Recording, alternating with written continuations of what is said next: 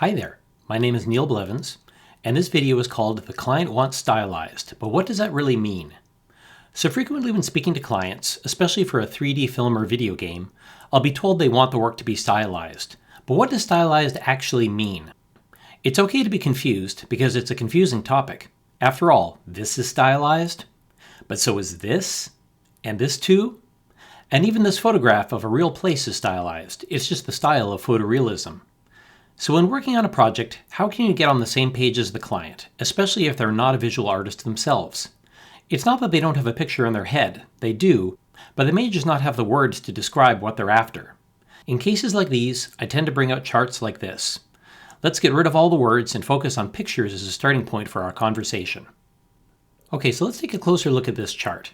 And you can see that it's from a bunch of different animated things, both games, films, and TV shows, and it vaguely goes from more realistic over here to more stylized or more cartoony over here. So let's just go through each one. So to start off up here, we have the Tintin film, and you can see that it's pretty realistic looking, which is why I'm calling it ultra real. So the textures are very real, the lighting is very real. It's a little bit stylized, perhaps in terms of the proportions of the face might be a little bit different than what you'd expect a real human to be. But if you saw this really quickly, it probably would be something that you might initially think is actually a real photo. So then we move over to realistic, and this is from the Destiny franchise. And so in this case, you can see this character. The lighting does what lighting normally does. There's texture. The proportions are pretty realistic. But at the same time, if you looked at this, you wouldn't immediately think, oh yeah, that's definitely a photograph. Whereas this one, you might think that it's a photograph. So that's what I'm calling realistic. It follows all the rules of realism, but is not actually photorealistic.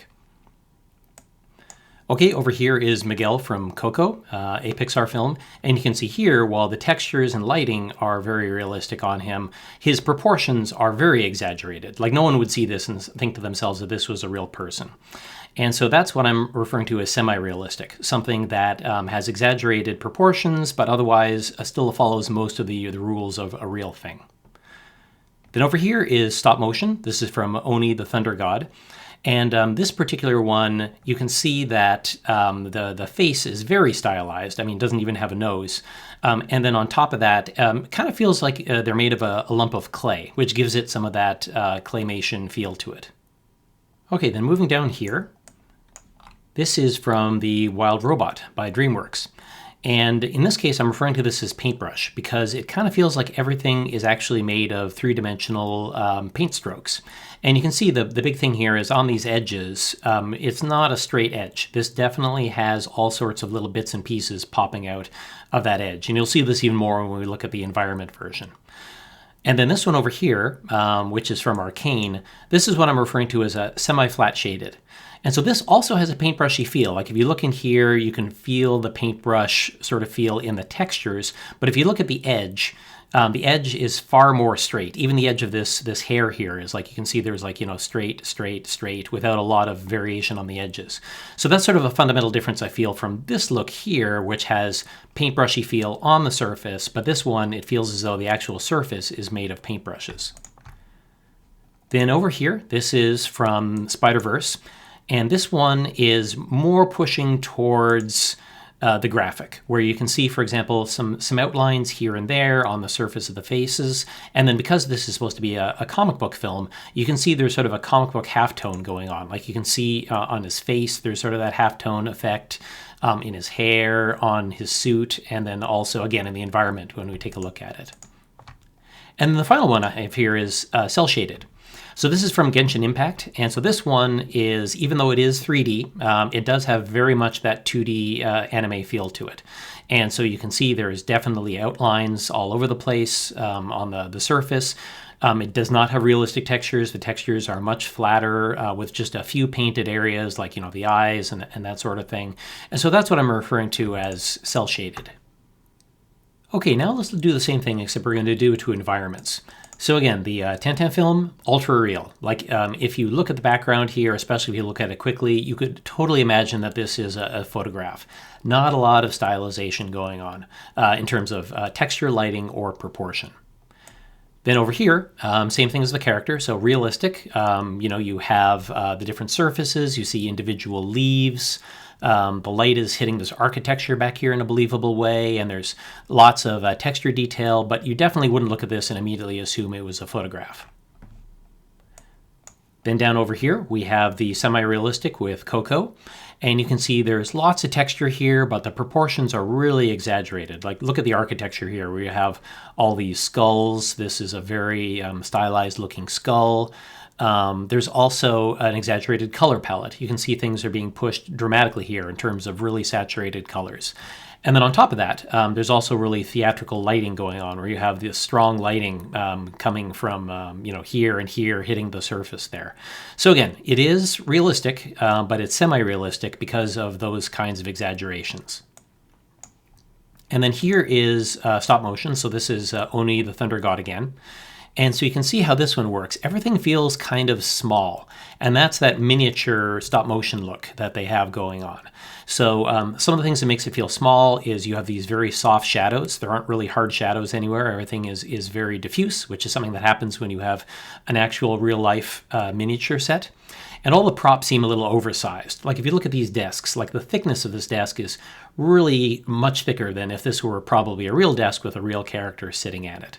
And so that gives it that sort of stop motion-y effect. Okay, and here's the final four. And we start off with Wild Robot again and the paintbrush look. And you can see, for example, these trees here, there's no individual leaves in these trees. These look like big splotches of color, almost paintbrushy, which gives it that effect.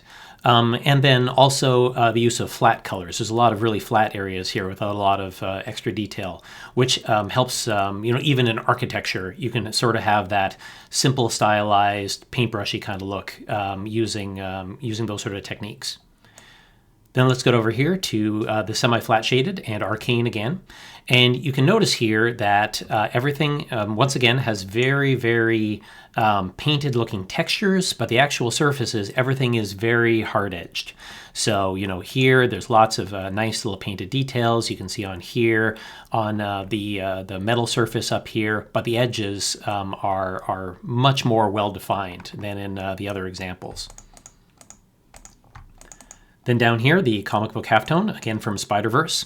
And you can see that halftone effect in the background in a bunch of places. And then as well as that, you also can see there's the bold and vibrant but flat colors. So like here's that kind of halftone feel, but then you have this really sharp contrasty color of the really, really bright yellow-orange here, and then the purple over here. And then going off into the pinks back here. And that gives it that kind of comic book feel.